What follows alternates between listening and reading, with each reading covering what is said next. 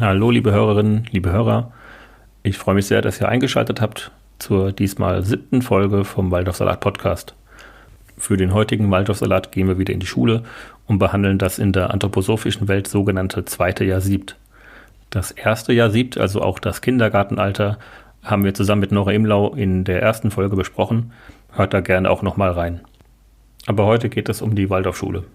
Aus unserem Team sind Sarah und Katharina dabei. Beide haben die Waldorfschule bis zur 8. Klasse besucht und Sarah ist heute selbst Lehrerin an einer Regelschule in Österreich. Als Gast haben wir heute André Sebastiani bei uns.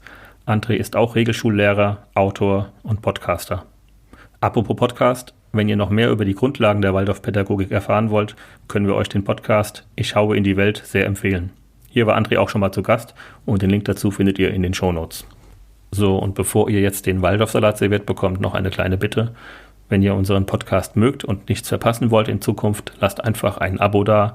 Und wenn ihr uns über Apple Podcast hört, gerne auch eine Rezension. So, und jetzt geht's los. Hallo, schön, dass ihr dabei seid bei Waldorfsalat, dem kritischen Podcast über Anthroposophie. Im Team Waldorfsalat haben sich ehemalige Waldorfschülerinnen und andere Menschen zusammengefunden, die mit der esoterischen Weltanschauung Rudolf Steiners aufgewachsen sind. Und 2 von uns sind heute wieder als ExpertInnen dabei. Und natürlich haben wir auch einen großartigen Gast, und zwar heute zum Thema Waldorfschule.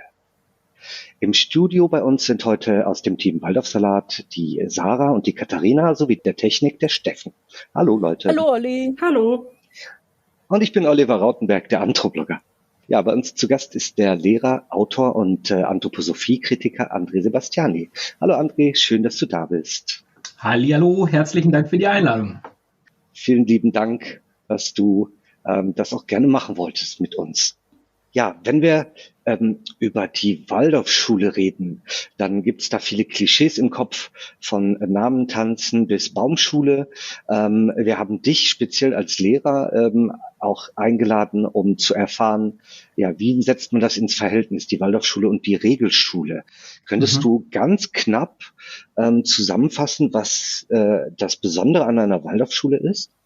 Also Waldorfpädagogik erstmal ist ein Praxisfeld der Anthroposophie und setzt sozusagen die anthroposophische Weltanschauung auf dem Feld der Pädagogik um. Und da gibt es Waldorf Kindertageseinrichtungen und Waldorfschulen, die Waldorfschulen wahrscheinlich noch bekannter und erfolgreicher.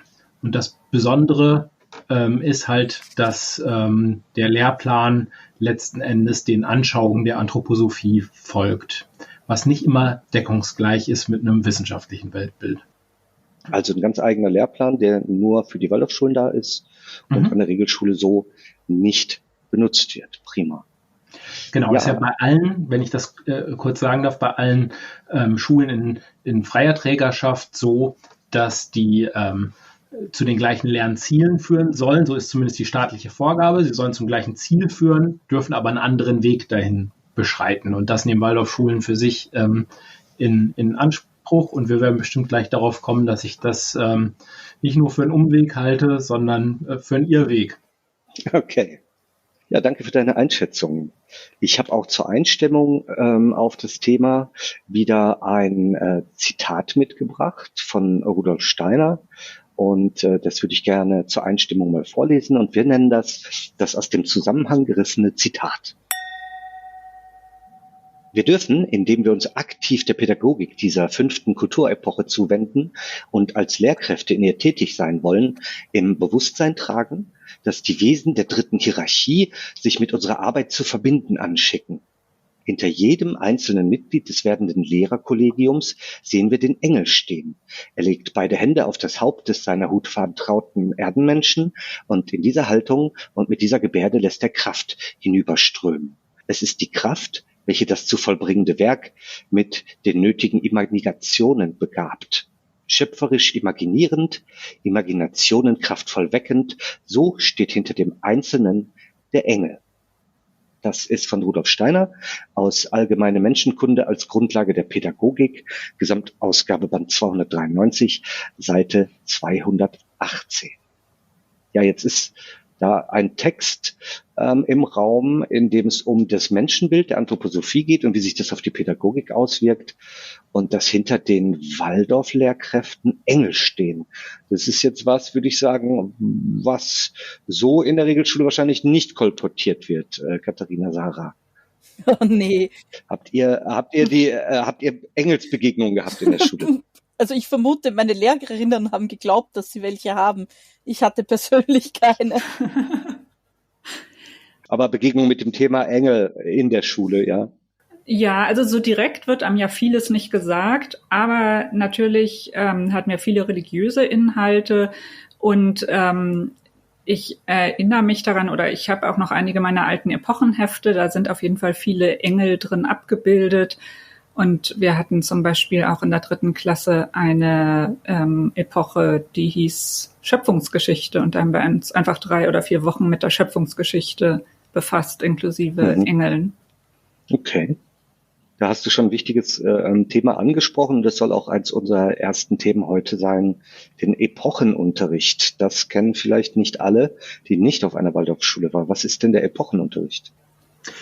Ja, der Epochenunterricht ist auch der sogenannte Hauptunterricht, der stattfindet. Und der Epochenunterricht folgt nach anthroposophischer Anschauung der Entwicklung des Kindes. Und da sind unterschiedliche Epochen zu bestimmten Zeiten dran. Es ist ein projektorientierter Unterricht, der aber, wie gesagt, der Entwicklung, der angeblichen Entwicklung des Kindes folgt, denn Anthroposophen glauben, dass der Mensch in seiner Entwicklung, also jedes Kind im Laufe seiner Entwicklung, die Entwicklung der Menschheit nachvollzieht, so wie sie sich Anthroposophen vorstellen.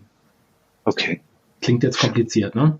Ja, also eine eurozentrische Sicht quasi auf die Entwicklung der Menschheit. Und daran orientiert sich dieser Epochenunterricht. Genau. Das heißt, man hat über lange Zeit, wie lange ist es? 3 Wochen, 4 Wochen, beschäftigt man sich mit einem Thema.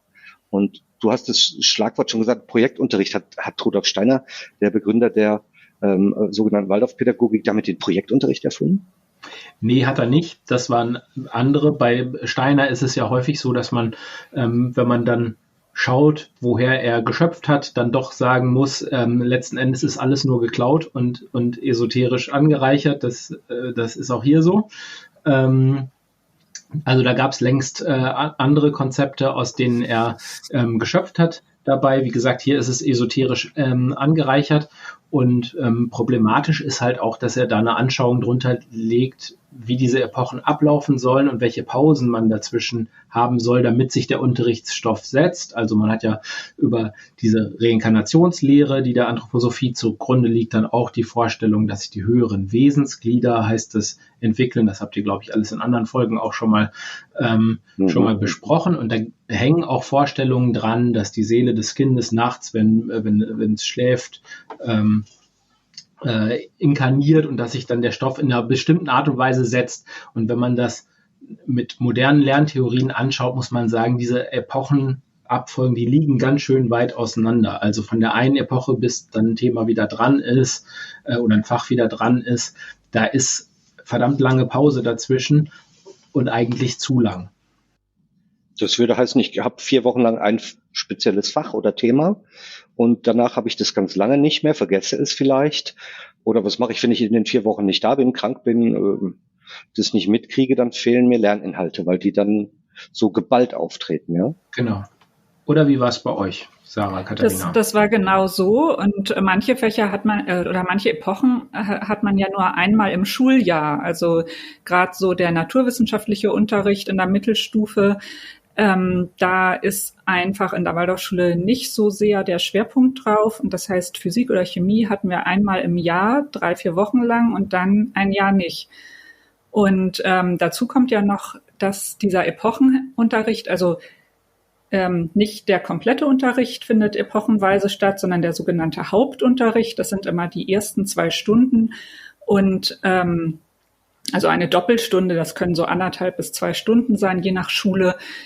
Und das sind die sogenannten Hauptfächer. Und ich glaube, es ist leichter zu sagen, was nicht dazu gehört. Also nicht dazu gehören die Sprachen, Sport natürlich, Eurythmie, das berühmte Namentanzen,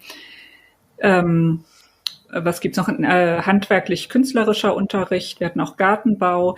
Das sind so die Fächer, die man nach den ersten 2 Stunden hat und die man ganz normal, wie auch an anderen Schulen, im Dreiviertelstundentakt nacheinander weg hat und das ganze Jahr über. Aber die ganzen übrigen Fächer hat man also an 5 oder 6 Tagen in der Woche. Wir hatten samstags noch Unterricht. Ja, wir auch. Genau. Und also bei uns an 6 Tage immer die ersten 2 Stunden und das 3 oder 4 Wochen lang. Oder wenn die Ferien früher kamen, war eine Epoche vielleicht auch nur mal 2 Wochen lang. Und das waren ganz unterschiedliche Fächer. Das waren nämlich auch zum Beispiel so Waldorf-eigene Fächer. Also ich habe ja schon die Schöpfungsgeschichte angesprochen. Wir hatten auch eine Epoche über Heilige oder eine Handwerker-Epoche, eine Feldbau-Epoche. Und das heißt also, in dieser Zeit, wo man dann zum Beispiel Feldbau-Epoche hat, da hat man weder Deutsch noch Mathe noch Erdkunde, noch irgendein anderes dieser sogenannten Hauptfächer. Es gibt dann nur einzelne Übstunden in der Woche. Die sind so ein bisschen dafür gedacht, dass man dann doch durchgehend zumindest in Kontakt kommt mit zum Beispiel Rechnen. Aber die waren einfach so wenig, dass das aus meiner Sicht nichts aufgefangen hat. Ja, und selbst die Epochen, die jetzt irgendwie so eine Entsprechung haben in einem Fach, wie jetzt zum Beispiel Biologie, sind dann oder waren zumindest bei uns auch sehr speziell anthroposophisch. Ich denke da jetzt zum Beispiel, ich glaube, 4. oder 5. Klasse, die Menschen- und Tierkunde, die wir hatten. Und da wird als erstes mal die Maus, der Tintenfisch wird vorgestellt als Kopftier und dann die Maus als Rumpftier und dann am Schluss wird also noch übers Reh gesprochen oder übers Pferd, weil das ein Tier ist mit langen Extremitäten, aber das dient alles dem Rumpf und nur der Mensch ist speziell mit seinen den Sternen gleichen Strahlen, Armen, so steht's bei mir zumindest drinnen, die Umwelt zu seinem Belieben zu manipulieren. Und da ist ja ein arges Menschenbild drinnen und eine total komische Sicht auf Tiere. Und dann bin ich eben drauf gekommen, dass das ziemlich direkt ein Vortrag von Steiner ist, der diese Epoche genau so vorgeschrieben hat, dass sie stattfindet. Und da kann man jetzt ganz leicht sagen, ja, okay, du warst in den 80ern in der Schule, nur der Lehrplan für diese Epoche oder die Vorlage für diese Epoche ist 2019 neu aufgelegt worden und es ist immer noch genau das Gleiche.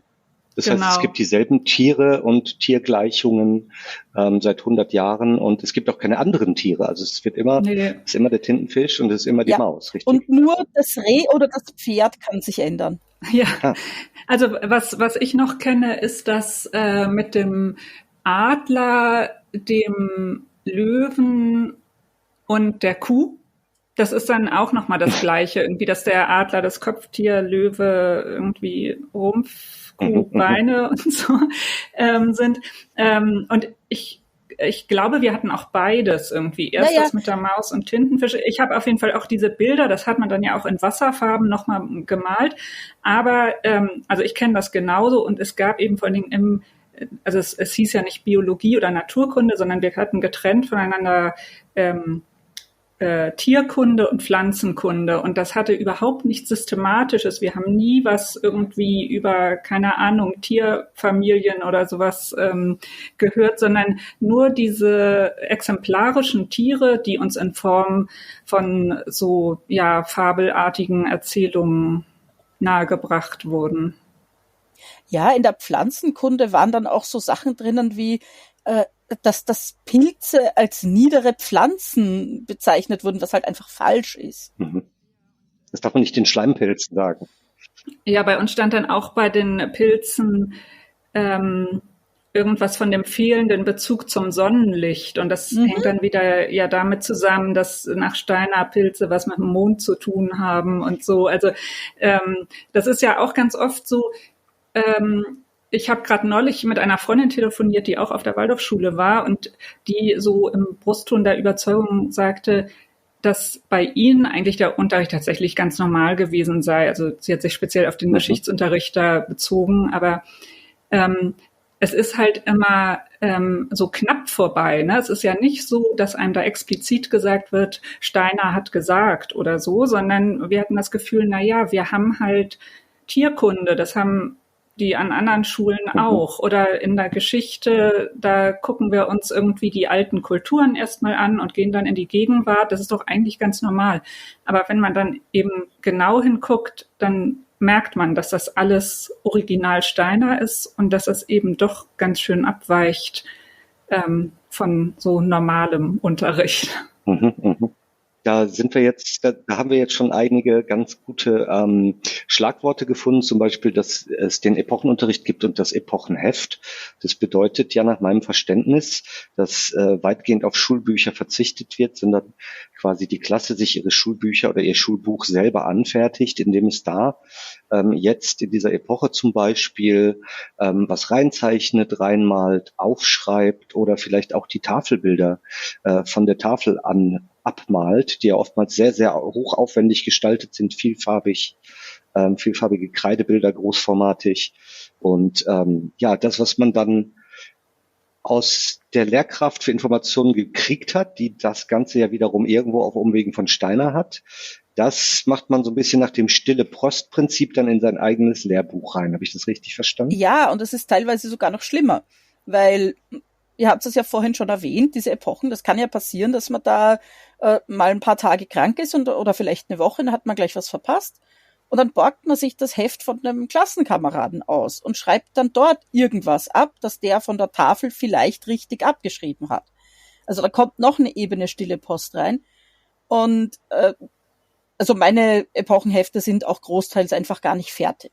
Und was ich vorhin noch sagen wollte, ist, man hat ja keinerlei Vergleich als Kind. Du sitzt dort in der Schule und du bekommst es erzählt und du gehst da mal prinzipiell davon aus, dass deine Lehrer dir keinen Blödsinn erzählen. Und du weißt ja gar nicht, was das für Blödsinn ist. Es kommt dazu, dass es keine Bücher gibt, wo du es nachlesen könntest. Klar, es gab dann die Was ist was oder so, waren bei uns an der Schule aber auch nicht erwünscht. Und man ist da in so einer, ein bisschen in einer Blase drinnen, weil alle anderen werden ja auch so unterrichtet. Nur wenn man dann mal mit Freunden vergleicht, die eben tatsächlich Biologie in der Schule haben, stellt man halt fest, Moment, wir lernen da wirklich was ganz anderes.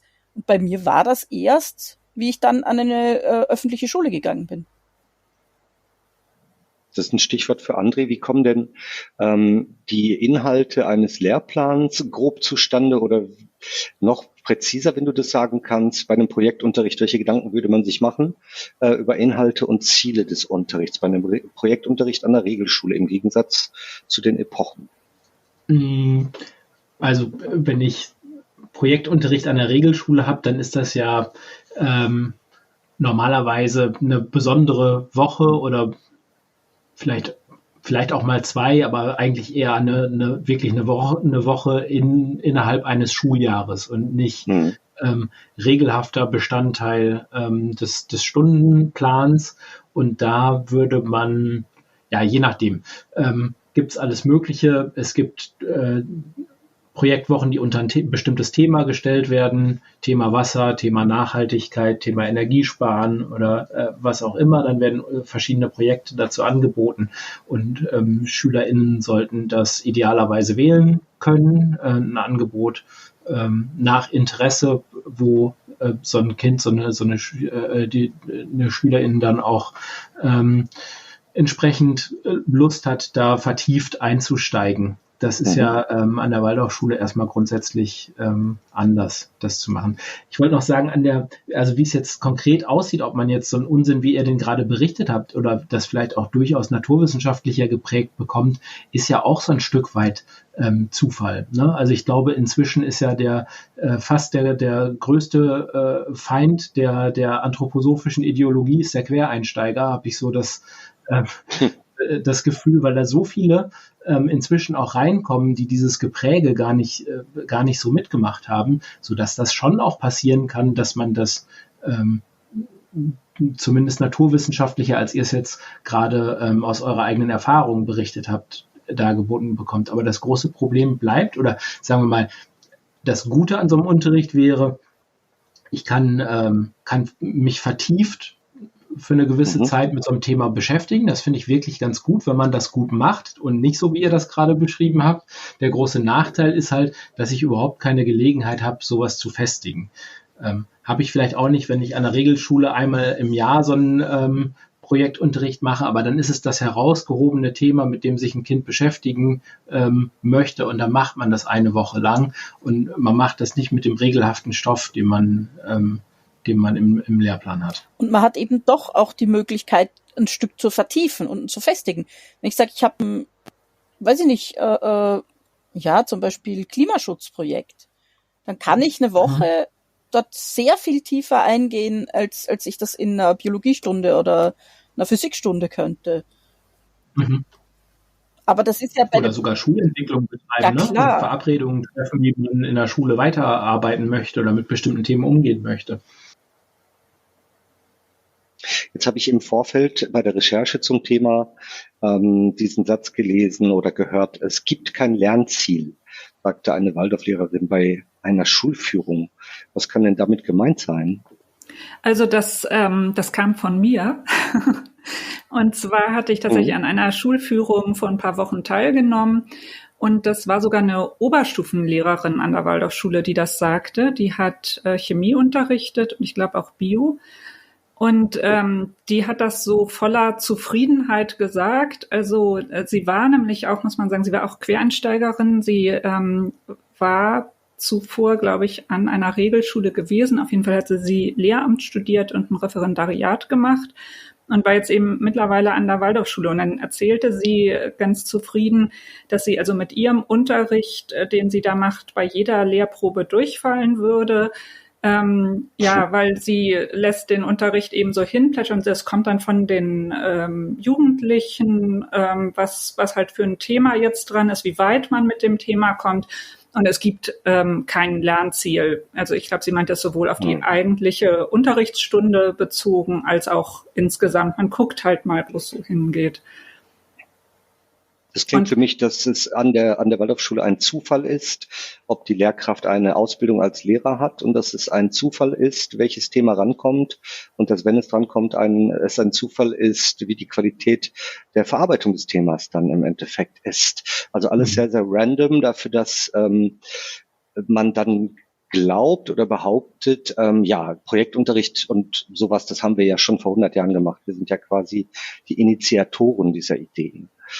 Das scheint aber im Widerspruch zum alltäglichen Handeln zu sein. Ja, und ihr habt gerade ja noch gesagt, Lehrbücher gibt's nicht und man schreibt sich sein Buch in Form eines Epochenheftes selber. Da kann man ja auch mal schauen, wie aufwendig diese Hefte eigentlich zum Teil gestaltet sind und wie viel Zeit eigentlich dafür drauf geht, einfach das zu reproduzieren, was vorher aufwendig an die Tafel gemalt und geschrieben wurde. Da bleibt ja von so einer 1,5 Stunden Einheit schon gar nicht mehr so viel übrig, wenn ich da schon mal eine halbe Stunde ins Heft schreibe. Ja, das ist aber doch ganz gut, wenn man die Kinder intellektuell nicht überfordern will, weil es nicht zu ihrer Stufe der Reinkarnation passt. Dann muss man sie auch irgendwie beschäftigt halten. Also das halte ich ja auch für einen der Hauptgründe, warum man so viel Kunst, Musik, Theater, Werken und alle möglichen Dinge an der Schule hat. Weil wenn du bis zum 14. Lebensjahr nicht wirklich kritisch denken sollst und dich nicht übermäßig mit Fakten beschäftigen sollst, dann sollen ja diese 14 Lebensjahre oder die 7 Jahre in der Schulkarriere auch irgendwie gefüllt sein. Da kommen wir schon zu unserem zweiten Themenkomplex, das wäre das Klassenlehrerkonzept.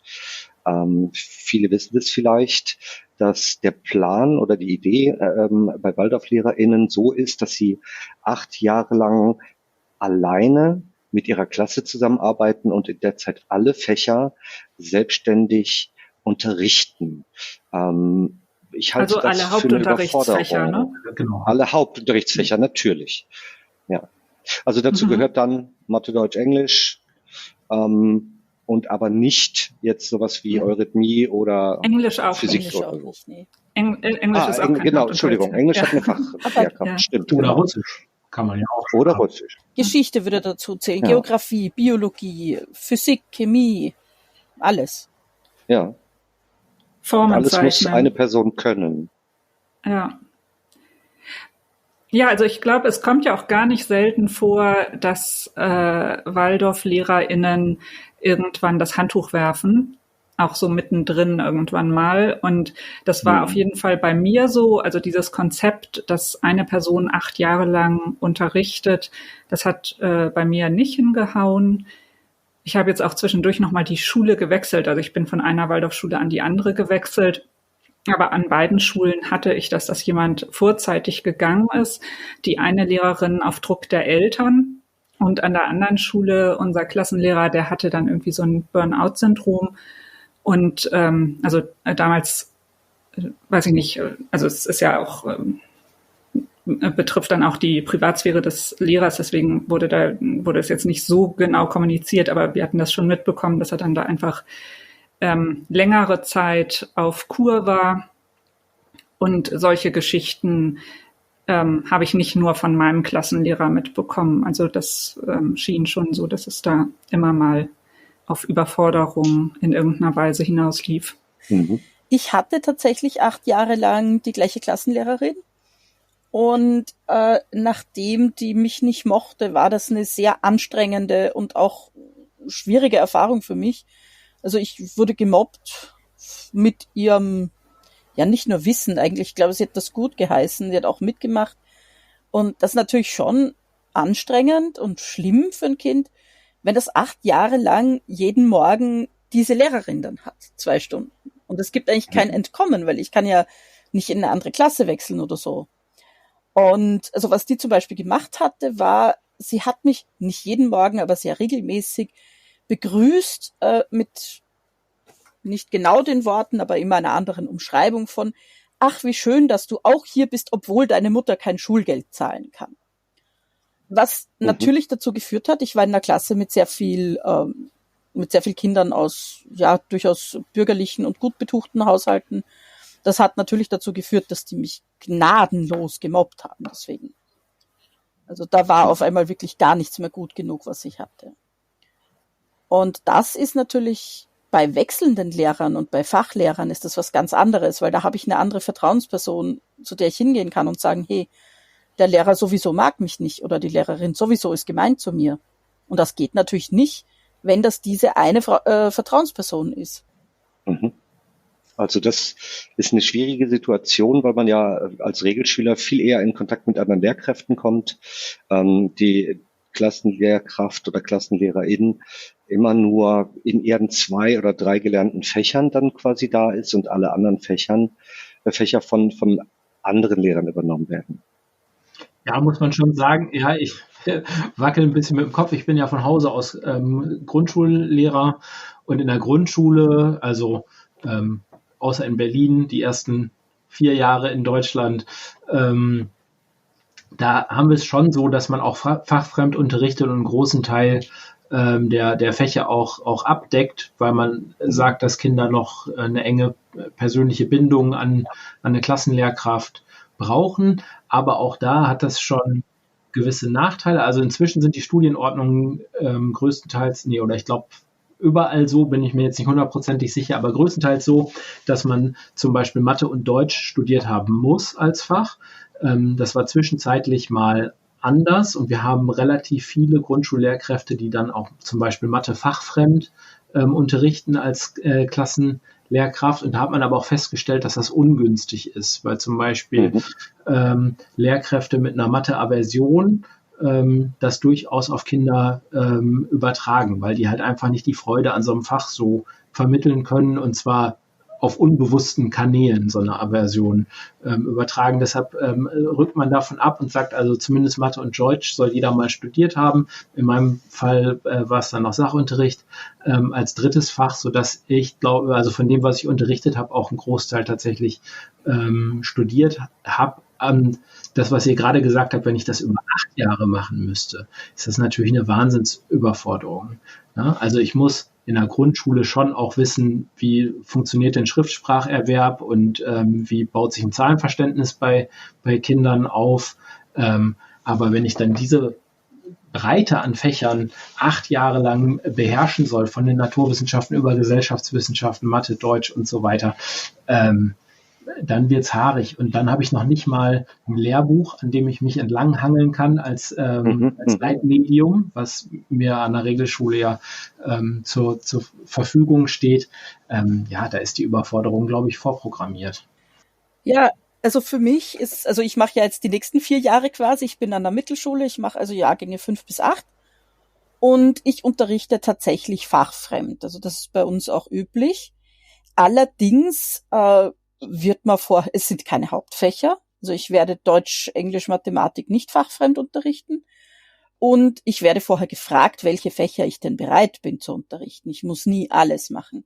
Ich weiß zum Beispiel, dass ich mit meinem Waldorf gebildeten Verständnis für Geschichte sicher nie Geschichte fachfremd unterrichten will. Weil ich einfach mich da auf mein Grundwissen nicht verlassen kann.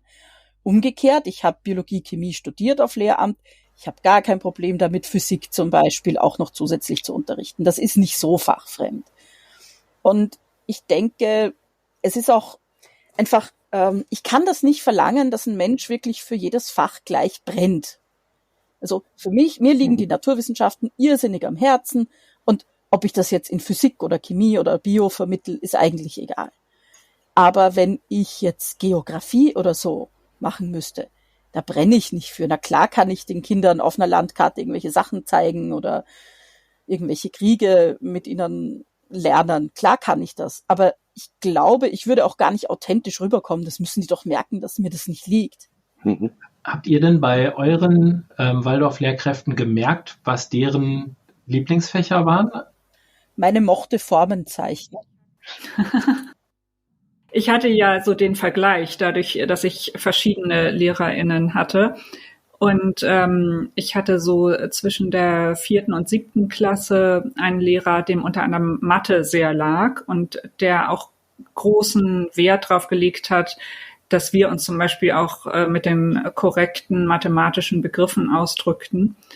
Und dann nach dem Schulwechsel hatte ich einen Klassenlehrer, der Mathe wirklich gar nicht konnte, also wo ich so in der 7. dann einfach gemerkt habe, ich nehme seine Fehler wahr und wusste dann auch nicht, wie ich damit umgehen soll. Und der hat dann zum Beispiel, wenn er eigentlich eine Gerade meinte, dann hat er von einer Linie gesprochen und so also so Sachen, die mir mein vorheriger Klassenlehrer sehr drauf geachtet hat einfach. Genau, also da habe ich gemerkt, bei diesem letzten Klassenlehrer, den ich hatte, da waren das wirklich gerade diese Fächer Mathe und Deutsch, wo er ganz, ganz schlecht drin war und wahrscheinlich dann auch unsicher war. Ich stelle mir das ja auch ganz unangenehm vor, das dann unterrichten zu müssen. Und wo ich dann auch einfach gemerkt habe, dass das Niveau in der Klasse wirklich eigentlich, ich würde sagen, mehrere Jahrgänge hinter dem meiner vorigen Klasse zurückhinkte. Mir fällt da das Phänomen ein, dass ehemalige WaldorfschülerInnen, wenn die an die Regelschule wechseln oder wechseln müssen, oftmals pauschal eine Klasse zurückversetzt werden oder in einem kürzeren Jahrgang oder 2 früher eingeschult werden, weil man grundsätzlich davon ausgeht, dass elementares Wissen einfach nicht vorhanden sein kann, wenn man von der Waldorfschule kommt. Ich finde, das sollte einem sehr zu denken geben. Jetzt haben wir hier Lehrkräfte unter uns, die die Ausbildung gemacht haben zur Staatsschullehrkraft. Und ist das vergleichbar mit einem 2-jährigen Kurs? Das war vielleicht eine Fangfrage, aber in der Regel werden Waldorf-Lehrkräfte 2 bis 3 Jahre lang an einer anthroposophischen Einrichtung ausgebildet, wo es viel um Anthroposophie geht und Steiner Exegese, viel Urschriftenlesen des Meisters, aber wenig um Pädagogik. Wie kann ich mir denn eine RegelschullehrerInnen-Ausbildung vorstellen? Ja, man studiert an der Universität, hat da sogar Pädagogik. Wow. Und seine Fächer, also man hat einen fachlichen Teil, man hat einen pädagogischen Teil der Ausbildung, jeweils bei der fachlichen Ausbildung auch Didaktik, also wie man es beibringt. Dazu und nach dem theoretischen wissenschaftlichen Teil an der Uni gibt es den praktischen Teil in Form des Referendariats. Also da, wo man in die Praxis geworfen wird und auf Schüler losgelassen wird. Und auch da kann man vorher noch ausgebremst werden oder sehen, dass die Karriere doch nicht dahin geht, im Referendariat zum Beispiel. Wobei es dann schon ein bisschen spät, oder? Ja, es ist inzwischen ein bisschen besser, so dass man auch früheren Kontakt zu Klassen ermöglicht. Sarah wackelt mit dem Kopf, vielleicht noch nicht überall so ideal. Ich glaube, bei uns gibt es da relativ große Bemühungen darum. Also in meinem Fall war das schon so, dass man am Ende des Studiums ins Referendariat ging und dachte, huch, hier sind ja überall Kinder. Das hätte mir ja mal einer vorher sagen können, dass das hier so ist. Ja, Sarah ist ja, du bist ja in Österreich, in Bremen, anders. Genau. Und im Wiener Raum mag es anders aussehen. Genau. Also bei uns ist die Ausbildung natürlich ähnlich, also universitäres Studium, zwei Studienfächer plus Pädagogik und dann macht man die Didaktik. Bei uns ist leider die Praxis überhaupt nicht so toll, also wir haben ganz wenig Praxis leider. Und wir werden am Ende des Studiums und teilweise noch im Studium einfach auf die Kinder losgelassen und so, du darfst jetzt als Lehrkraft unterrichten. Da gibt's nicht mal ein betreutes Referendariat mehr bei uns. Allerdings, und ich finde, das darf man bei aller Kritik dann an der Waldorfschule auch nicht vergessen. Es ist natürlich nicht optimal, wie es an den öffentlichen Schulen läuft. Es ist natürlich prinzipiell schon eine bessere Lehrerausbildung denkbar. Und es ist natürlich schon prinzipiell eine bessere Schule denkbar. Nur die Waldorf-Lehrerausbildung und die Waldorfschule sind halt nicht diese bessere Version von dem, was wir machen. Also ich finde, man kommt am Ende des Studiums, ist man sehr schlecht vorbereitet darauf, dass da überall Kinder sind. Genau wie du gesagt hast, André. Ja, also ich weiß dann natürlich alles, was ich vermitteln soll und ich kenne Lehrpläne und ich weiß, wie man minutengenauen Stundenaufbau macht. Aber brauchen tue ich dann, wie ich den Peter aus der letzten Reihe dazu kriege, dass er aufhört, der Mia Kaugummi in die Haare zu kleben. Stelle ich mir bei den sehr großen Klassen aus der Waldorfschule noch schwieriger vor, wo es ja teilweise Usus ist, dass es 30 oder 35 Kinder, manchmal im Extremfall sogar mehr. Wir waren über 40. Das ist an der Regelschule ja nicht mehr so. Über 40 war der in der Klasse. Da ist ja der Frontalunterricht und die harte Hand quasi schon Notwendigkeit, oder nicht? Wahrscheinlich schon. Und bei uns, das noch einmal kurz abschließend zum Studium, also in Bremen ist es schon so, dass man auch ein Praxissemester macht und die auch regelhaft auch über einen längeren Zeitraum in Schulen gehen und sich da auch schon mal ausprobieren können. Was man, glaube ich, noch ergänzen muss, ist doch die Sache, dass je nach Bundesland die Bundesländer das auch vorschreiben, dass auch an Waldorfschulen Lehrkräfte ein Studium haben müssen oder sogar ein Lehramtsstudium. Aber das ist eben nicht in jedem Bundesland so. Und in meinem Bundesland war es zum Beispiel nicht so. Und unsere LehrerInnen kamen aus ganz unterschiedlichen Berufen vorher. Und die haben dann eben teilweise jetzt, was das Pädagogische angeht, wirklich nur diese Waldorf-Lehrerausbildung am Waldorf-Lehrerseminar gemacht. Ja, und also es gibt da Vorgaben, das stimmt. Es ist aber auch so, dass die Waldorfschulen ja selber die Arbeitsverträge machen mit den Lehrkräften und denen, die unterrichten.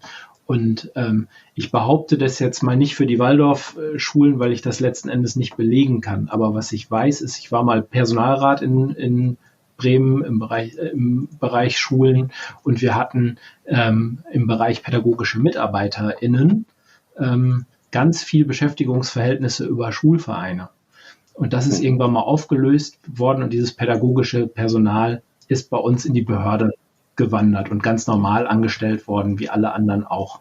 Und als man diese Umstellung gemacht hat, hat man in staatlichen Schulen jede Menge Arbeitsverhältnisse gefunden, die nicht wirklich Taco waren, sage ich mal. Und ich würde mal behaupten, es wäre ein Wunder, wenn man sich alle Arbeitsverträge an Waldorfschulen mal anschauen würde, wenn die allen Vorgaben genügen würden. Also ich glaube, letzten Endes weiß man gar nicht genau, wer da vor der Tafel steht. Behaupte ich jetzt mal und kennzeichne das mal als persönliche Meinung. Sehr gut, sehr gut. Was aber vielleicht oder was sich mit Sicherheit unstrittig ist die oftmals schlechte Qualität der Ausbildung an den Waldorf-Lehrerseminaren. Da wird übrigens nicht gegendert, die heißen Waldorf-Lehrerseminare. Und vor wenigen Jahren, 2019, 2020 kam das raus, dass in dem Studiengang Waldorfpädagogik in Jena es im Grundstudium um folgende Themen geht. Das sind zum Beispiel Wege zum Geist, der Ätherleib, der Astralleib, das Ich, die höheren Wesensglieder. Und dann geht's um Einführung in die Anthroposophie mit den Themen geistige Wesen, gute Engel und böse Dämonen, Reinkarnation und Karma, Nahtoderfahrung und Seelenfähigkeiten und so weiter. Und wenn es um die Kindererziehung geht, dann fallen da Stichworte wie die kindgewollte Autorität des Lehrers und die einzigartige Rolle des Klassenlehrers als Hauptfigur der Erziehung. Das da gehen vielleicht ganz viele Warnglocken an bei vielen. Erstmal, weil die Vorstellung von Äther- und Astralleiben eigentlich in der Erziehung keine Rolle spielen sollten. Genauso wenig wie Fabelwesen wie Elfen und Zwerge oder Engel und Dämonen. Und es wird auch hier schon gemutmaßt, dass in einem gewissen Alter die Kinder Autorität wollen und dass der Lehrer von Natur aus die natürliche Autorität einfach ist. Der mit solch einem Rüstzeug, wie André das gerade sagte, dann da vor der Tafel steht. Wie weiß man denn jetzt, ob die Waldorf-Lehrkraft da einen guten Job macht? Das wird man doch nicht mitkriegen, solange die Schulen alle selbstverwaltet sind und das Kollegium sich auch selbst verwaltet. Oder wie würdest du das sagen, André? Ja, würde ich genauso sagen, zumal die üblichen Beschwerdewege, wie wir die im staatlichen Schulwesen haben, so gar nicht existieren. Das heißt, wenn man jetzt als Elternteil mitbekommt, dass da irgendwas komisch läuft, Sarah, du hast vorhin von deinen Mobbing-Erfahrungen erzählt, sagen wir mal, hättest dich deinen Eltern offenbart, hast du vielleicht, und die Eltern versuchen, da das Gespräch zu suchen, ja, dann hat man halt nicht die Wege, die man an der staatlichen Schule hat. Da ist es schon schwer genug, häufig Gehör zu finden. Auch da gibt es ein gewisses Machtgefälle. Aber da gibt es eine Art von Beschwerdemanagement, eine festgelegte Art des Umgangs damit. An Waldorfschulen hängt es dann sehr davon ab, wen man da vor sich hat als Lehrkraft. Und ihr alle kennt, glaube ich, die Geschichten, dass da auch Eltern wirklich und Kinder wirklich Ohnmachtsgefühle haben, wenn sie versuchen, dagegen Missstände anzugehen, weil man ganz schnell der Nestbeschmutzer ist, die Nestbeschmutzerin, die da das schöne, kuschelige Waldorf-System beschmutzen will. Katharina? Ja, ich hatte ja tatsächlich bei mir in der Klasse eben den Fall, dass unsere erste Klassenlehrerin gehen musste. Und also die Eltern das einfach eingefordert haben. Und das hat aber sehr lange gedauert. Also sie ist dann in der 4. Klasse gegangen im laufenden Schuljahr. Es gab vorher noch so eine Art Krisenwochenende. Das war mir damals natürlich nicht bewusst. Also wir waren ja noch zu klein, als das mit uns besprochen wurde. Wir haben eben eine Klassenreise, also uns wurde das als Klassenreise verkauft, nur dass eben alle Eltern mitkamen und wir dann irgendwie betreut wurden und die da Krisengespräche geführt haben. Und meine Eltern sagen heute auch, dass sie damals bereit waren, sehr viel mitzutragen als Eltern. Und das kommt, glaube ich, auch nochmal dazu, dass man ja die ganze Zeit als Eltern immer auch so, ein bisschen eingenordet wird, ne? Dass einem gesagt wird, warum das jetzt alles so laufen muss. Und selbst wenn man was komisch findet, dann gibt's eine Erklärung dafür.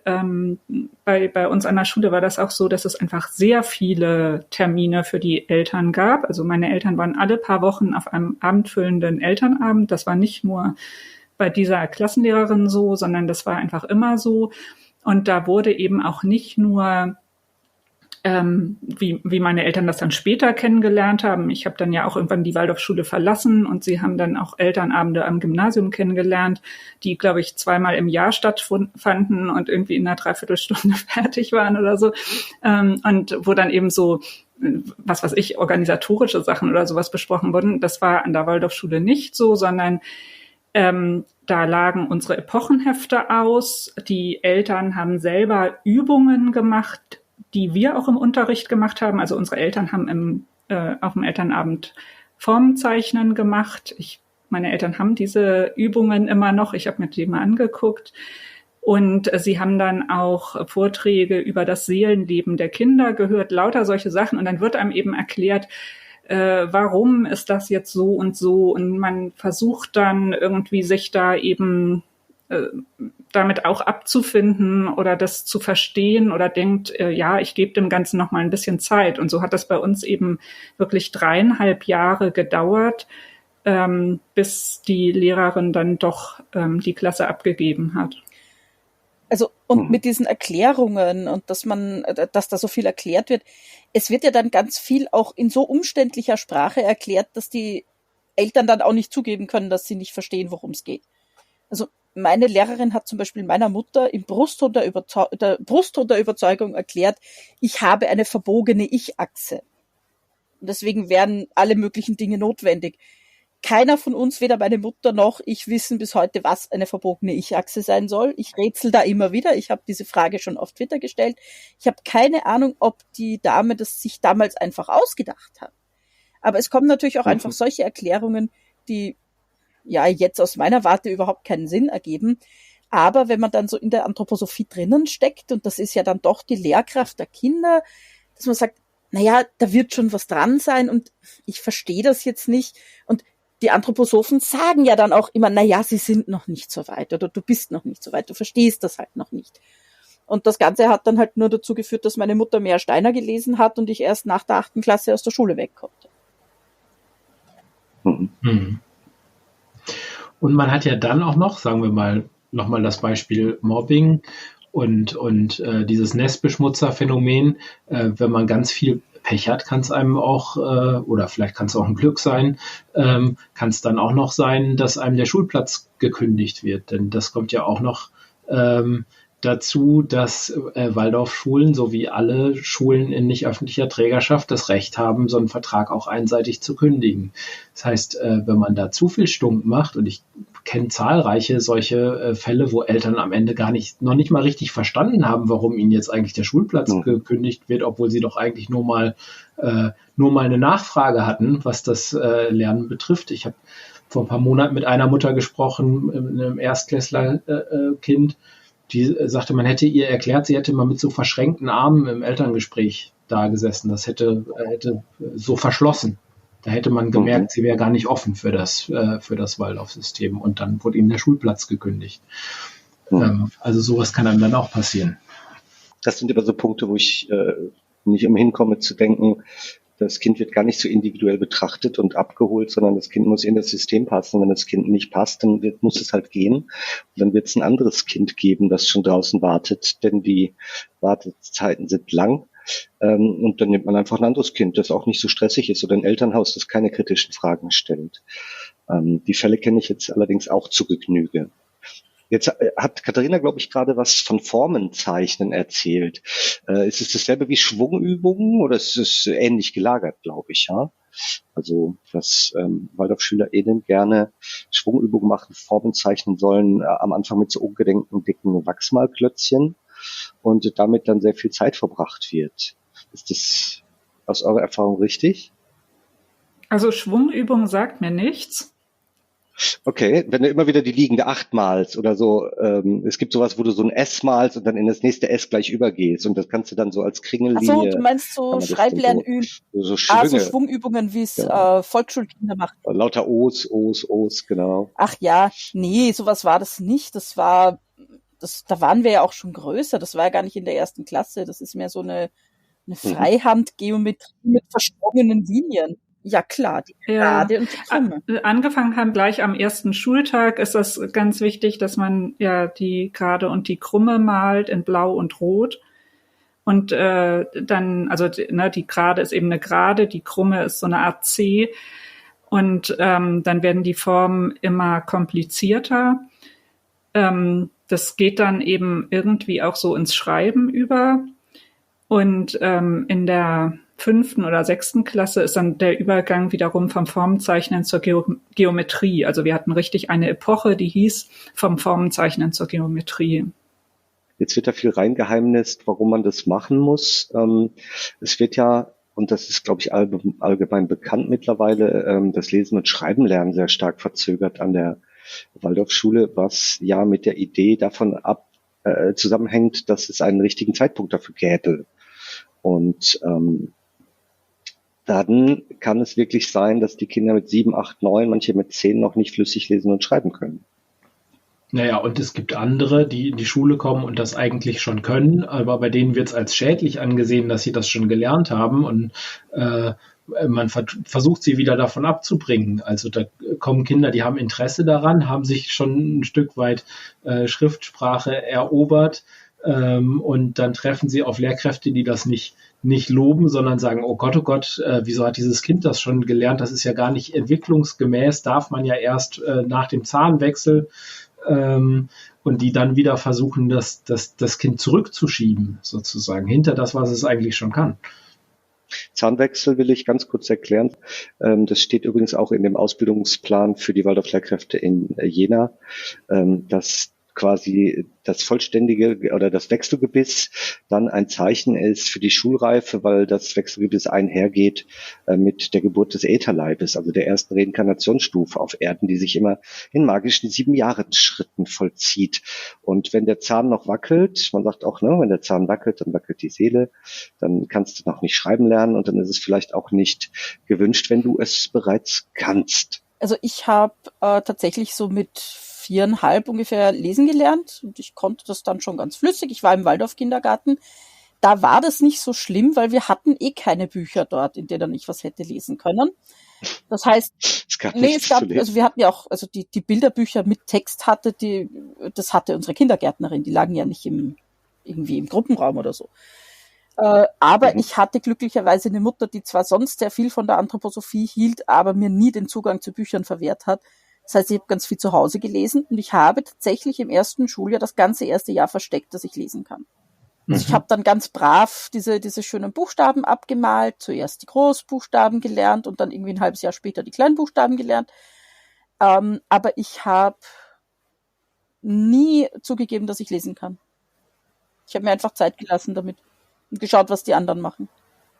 Also es werden erst nur die Großbuchstaben gelernt, und erst wird geschrieben, aber es werden auch keine ganzen Worte geschrieben, glaube ich. Ja? Also ich fand das früher immer albern, dass die Kinder in der Schule, die konnten dann nur 5 Buchstaben und haben dann mit den 5 Buchstaben alles zusammengesetzt, und alle Personen, die in den Geschichten vorkamen, die hießen alle Omo und Umu. Das passt gut, die Buchstaben kannte man schon.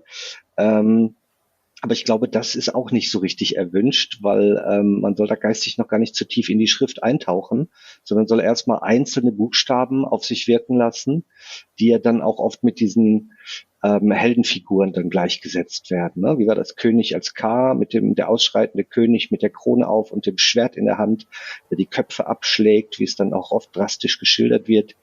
Der ist dann das K, also erstmal quasi Fabeln und Großbuchstaben. Und das kann sich aber auch, höre ich, bis auch in die 2. Klasse ziehen, ja? Ja, also an sich, das Schreiben lernen, das zieht sich sogar bis in die 4. Klasse. Also wir hatten eben in der 1. Klasse nur die Großbuchstaben, und wir haben nur schreiben sollen. Also lesen ist eigentlich auch erst 2. Klasse. Und beim Schreiben kamen dann in der 2. Klasse die Kleinbuchstaben dazu und dann auch die Schreibschrift. Aber wenn ich mir meine Hefte angucke, dann sind die teilweise, also in der 2. Klasse immer noch in Großbuchstaben geführt, in der 3. Klasse auch teilweise noch in Druckschrift. Und einen Füller gab es auch erst in der 4. Klasse. Also da haben wir auch dann die verschiedenen Schreibgeräte. Wir haben zuerst tatsächlich mit Blöckchen geschrieben. Also das sind diese kleinen eben so Wachsmalblöcke, womit man eben ganz flächig eigentlich nur malen soll. Dann kamen die Wachsmalstifte, dann kamen so dicke Buntstifte, dann kam die Gänsefeder, dann kam der Federhalter, so mit Tintenfass, und dann in der 4. Klasse der Füllfederhalter. Und Kuli gab's natürlich nicht, jedenfalls nicht in der Schule. Und da würde mich auch nochmal die Meinung von André erinnern oder interessieren oder die Einschätzung, wie das so zu bewerten ist, weil also man lernt eben über einen Zeitraum von 4 Jahren, wird man so langsam auf den Füller irgendwie vorbereitet. Man lernt ganz, ganz langsam und ja eben auch nur in Epochen schreiben und lesen und malt die Buchstaben eher. Mir ging es so ein bisschen wie Sarah, also ich habe dann trotzdem recht schnell schreiben und lesen gelernt und habe eben zu Hause dann auch ganz normal mit Füller in der 1. Klasse schon meine Geschichten aufgeschrieben. Aber es geht ja auch anderen so, also das habe ich jetzt auch im Austausch mit so den anderen Ex-Waldis mitbekommen, dass manchen Lesen und Schreiben dann schwer fällt und das fällt aber vielleicht auch erst gar nicht so auf, weil es in der Waldorfschule als gar nichts Schlechtes angesehen wird, wenn man in der 4. noch nicht richtig lesen und schreiben kann. Und dementsprechend es ohnehin kein Sitzen bleiben oder zurück in die 3-jährige Schuleingangsphase gibt oder ähnliche Konzepte, sondern man wird einfach durchgeschliffen mit und wer es nicht kann, kann es nicht. Und man wird eben auch nicht gefördert oder unterstützt, wenn es nicht so gut läuft. Ne? André? Ja, also leider gibt es ja auch an staatlichen Schulen viel zu viele Kinder, die nur schlecht lesen und schreiben lernen, muss man ja ehrlicherweise sagen. Allerdings kann man, glaube ich, froh sein, dass diese Kinder nicht mit der Waldorf-Methode unterrichtet werden, weil, glaube ich, Waldorf-SchülerInnen schon im Durchschnitt ihre Herkunft und ja doch eher ein bildungsnahes Klientel, was dahinter steht, und Eltern, die sich auch bewusst für eine Schulform entscheiden und wahrscheinlich auch ein gewisses Werteideal mit Bildung verknüpfen, ihre Kinder dahin schicken. Also ich glaube, das sind im Durchschnitt Kinder, die bessere Voraussetzungen haben als der Durchschnitt an staatlichen Schulen. Und ich habe ganz große Probleme mit der Art und Weise, wie da Lesen und Schreiben beigebracht wird. Also ihr habt es gerade gesagt, diese Buchstaben in bildliche Darstellung, ne? K für den König oder das T wird, glaube ich, in so einem Doppeltorbogen eingebaut.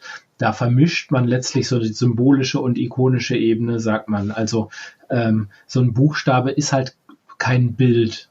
Das hat einen bestimmten Lautwert oder auch mehrere Lautwerte. Das O kann O oder O gesprochen werden und das muss ein Kind lernen, dass dieses Symbol mit diesem Lautwert verknüpft wird. Wenn ich da noch ein Bild dazwischen schalte, dann verwirrt das, glaube ich, mehr, als dass es nutzt. Was man an staatlichen Schulen macht, ist zum Teil mit solchen Anlauttabellen arbeiten, dass die Bilder den Buchstaben zwar zugeordnet sind, aber die werden nicht vermischt dabei, sondern ich habe zum Beispiel einen König vielleicht neben dem K stehen und kann dann abhören, welchen Buchstaben ich eigentlich gerade suche, welchen Lautwert ich suche und was dem entspricht. Ich weiß nicht, ob man sich das jetzt vorstellen konnte, so wie es beschrieben habe. Also jedenfalls würde ich sagen, zur Schreiblernmethode bei Waldorfs im besten Falle schadet sie nicht, wäre meine Einschätzung. Viel zu häufig fürchte ich schon, dass sie schadet. Ich wundere mich manchmal über so Kritik an neuen Methoden des Schreibenlernens. Ganz schlimm in der Kritik war ja Lesen durch Schreiben, was viele interpretieren als Schreiben nach Gehör. Meine Kinder hatten das und das hatte den Vorteil, dass sie nach einem halben Jahr in der Schule angefangen haben, gerne und freiwillig Geschichten zu schreiben. Und ich konnte diese Geschichten lesen und verstehen. Genau, und die haben die Buchstaben gefunden, indem sie die zugeordneten Laute abgehört haben und dann auf so einer Anlauttabelle gesucht haben. Richtig, da gab es so ein Buchstabenhaus und ja, das hat alles ganz prima funktioniert, aber es passt halt nicht in den Zeitrahmen, den die Waldorfpädagogik sich da vorstellt. Und die muss natürlich an die Reinkarnation des Kindes angepasst sein und natürlich an das Gesamtbild, wie du es eingängig sagtest, dass man ja die Menschheitsentwicklung nachvollzieht als Kind in seinem Leben. Bei Lesen durch Schreiben möchte ich aber gerne anfügen, dass eine Schwäche der Methode zumindest anfangs war, dass Rechtschreibung zu sehr hinten angestanden hat und zu spät eingeführt wurde, war tatsächlich ein Problem mit dieser Methode an Regelschulen. Deshalb ist heute eigentlich der Stand, dass man das parallel macht. Die Kinder sollen auch freischreiben lernen und gleichzeitig wird aber bereits angefangen, an der Rechtschreibung zu arbeiten. Vielleicht können wir noch ganz kurz einschieben, was würde das bedeuten für Kinder mit LRS, Leserechtschreibschwäche, in so einem System groß zu werden? Würde das genauso auffallen wie in anderen Schulformen? An einer Waldorfschule? Nee, glaube ich nicht. Und ich kann ja eigentlich gar nicht. Wenn man verspätet einsteigt mit dem Schriftspracherwerb, würde ich auch sagen, verschenkt man viel Zeit, die man schon darauf verwenden könnte, an den Problemen zu arbeiten, die solche Kinder haben. Ja, wie das von dir auch gern gesagt wird, André, ist die kleinen Wurzel kommen an die Schule, die wollen was machen, die wollen lernen, die sind heiß drauf, die wollen jetzt lesen, schreiben, rechnen können. Und das machen wir die Großen und dann werden sie vielleicht ausgebremst. Für manchen mag das träumerische Alltag mit viel Fabeln und viel Müßiggang ja ganz gut sein. Da kommen wir wieder vom Klischee dazu, man lernt zu wenig. Aber dann heißt es natürlich von der Waldorfpädagogik immer, ja, aber bei PISA sind wir ähnlich gut. Was natürlich auch mit dem akademischen Elternhaus durchaus zusammenhängen kann. Sarah. Ich hätte noch eine Frage an dich, André. Weil jetzt sagen die Waldorfs, der optimale oder der beste Zeitpunkt zum Schreiben lernen ist jetzt der Anfang des 2. Jahrsiebts. Und man hört jetzt im Nicht-Waldorf-Kontext immer wieder von so Lernfenstern und so Zeug. Gibt es einen optimalen Zeitpunkt für den Schrifterwerb? Oder ist das Blödsinn? Also ich würde sagen, wenn Kinder früh Interesse an Buchstaben und Lauten und so weiter zeigen, spricht überhaupt nichts dagegen, dass sie das dann auch schon lernen. Ich würde es nicht wesentlich hinauszögern, so wie das in Waldorfschulen passiert. Ich würde sagen, manche Kinder sind da vielleicht schon früher reif und zeigen Interesse, würde ich aber auch keinen Druck machen. Ich habe da jetzt keine empirischen Erkenntnisse dazu parat, aber ja, so wie Oliver sagt, Kinder, die in die 1. Klasse kommen, die wollen lesen, schreiben und rechnen lernen. Und ich finde es ungut, solche Erwartungen und solche Motivationen, die da gebracht wird, die zu enttäuschen. Jetzt hören wir immer wieder als Gegenargument gegen Waldorfkritik, ja, das kann man so pauschal nicht sagen. Man kann nicht mit der großen Gießkanne Kritik über das System Waldorfschule ausschütten, weil ja alle Schulen anders sind. Und ich weiß, dass es sehr moderne, liberale Waldorfschulen gibt und es gibt auch sehr altmodische, versteinerte Waldorfschulen. Wie kann man denn davon ausgehen, dass das an allen Schulen mehr oder weniger gleich sein wird? Schriftspracherwerb, dass man aufs Jahr 7 achtet, bevor man überhaupt damit anfangen darf, die Art und Weise, wie der vermittelt wird. Wie kommt man darauf, dass das vielleicht doch allen Schulen zugrunde liegt? Also ich glaube schon, dass es auch Waldorfschulen geben wird, so wie du auch sagtest, die da ein bisschen früher ansetzen, auch um so einem bildungsbürgerlichen Klientel zu entsprechen. Ich würde aber sagen, was dann gemacht wird, ist nicht mehr wirklich Waldorf, weil das ja der Menschenerkenntnis zugrunde liegt, dass sich das Kind so entwickelt, wie ihr es gerade auch beschrieben habt, im Jahr 7. Wenn ich das anders mache, entspreche ich dem nicht mehr, dann müsste ich eigentlich ja auch ein anderes Menschenbild dem zugrunde legen, was dann nicht mehr anthroposophisch wäre und nach meiner Auffassung wäre das dann nicht mehr Waldorf. Also da macht man irgendwas Beliebiges. Das finde ich nämlich immer so komisch, wenn man sagt, ja, bei uns war das aber ganz anders und wir hatten ja auch so viele Quereinsteiger und die hatten auch mit Anthroposophie nichts am Hut. Ja, mag ja sein, vielleicht war es dann auch nett, aber was haben die dann eigentlich gemacht? Also Waldorfpädagogik ist es dann doch nicht, weil ich wüsste nicht, dass man von diesen Konzepten abweicht. Mhm. also nach offizieller Lesart. Ne? Und der Bund der Freien Waldorfschulen sieht ja auch schon zu, wenn jetzt eine neue Waldorfschule gegründet wird, dass da auch eine Gründungslehrkraft hinkommt, die auch auf Linie ist und dafür sorgt, dass an so einer Schule auch genug Waldorf drin ist, wo Waldorf draufsteht. Und die Waldorfschulen behalten sich auch vor, oder der Bund der Freien Waldorfschulen behält sich vor, auch Schulen, die dem erkennbar nicht mehr entsprechen, auch die Namensrechte zu entziehen. Ja, also Sarah und ich hatten uns gerade neulich drüber unterhalten, dass wir eigentlich so ein bisschen so diese beiden Pole von Waldorfschulen erlebt haben. Ich war auf einer ziemlich fortschrittlichen, liberalen Waldorfschule, die auch damals relativ neu gegründet war, und Sarah sozusagen an einer sehr versteinerten Schule. Und natürlich gibt es schon alles Mögliche, was sich unterscheiden kann, aber das sind, denke ich, eher so oberflächliche Sachen. Also bei uns war es zum Beispiel tatsächlich so, dass wir mit 6 bis 7 Jahren eingeschult wurden. Also die Jüngsten bei uns sind im Juni 6 geworden und dann im August eingeschult worden. Sowas. Oder auch, ja, die meisten Kinder bei uns haben zu Hause ferngesehen, oder wir hatten spätestens ab der Mittelstufe wurde das auch mit der Kleidung nicht mehr so ernst genommen. Man durfte Aufdrucke tragen und so. Aber das sind eben, also das sind alles so Variationen innerhalb eines ziemlich eng gesteckten Rahmens. Und natürlich war es bei uns so, wir hatten ganz normalen Eurythmieunterricht. Unser Geschichtsunterricht begann letzten Endes mit der Schöpfungsgeschichte, und dann kam irgendwann noch Atlantis und so weiter. Wir haben jeden Unterrichtstag mit dem sogenannten Morgenspruch begonnen, was ein Gebet ist, auch wenn uns gesagt wurde, dass es kein Gebet sei. Und wir hatten eben praktisch, wir hatten den gleichen Lehrplan wie Sarah in ihrer versteinerten Schule, und ich glaube eher, dass wenn es so heißt, unsere Schule ist ganz anders oder unsere Schule ist eigentlich ganz normal, dass einem dann vielleicht bestimmte Dinge noch nicht aufgefallen sind. Also vielleicht sollte man dazu sagen, dass zumindest in Deutschland in der Regel der Lehrplan nach Tobias Richter zugrunde gelegt wird. Das ist ein Lehrplan, der, ich glaube, ich guck mal zu dir rüber, Oliver, beim Bund der Freien Waldorfschulen auch erscheint oder zumindest über ihn bezogen wird, und der ist eigentlich schon die, du hast ihn in der Hand,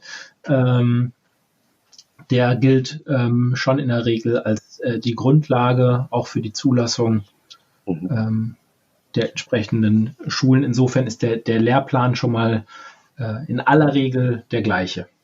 Erscheint übrigens im skandalösen Verlagshaus Freies Geistesleben /Urachhaus. Der Lehrplan kommt man gar nicht so leicht dran, wie man denken sollte.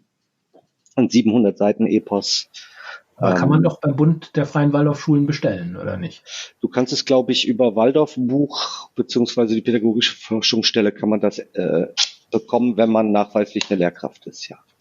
Bei uns steht er in der Unibibliothek rum.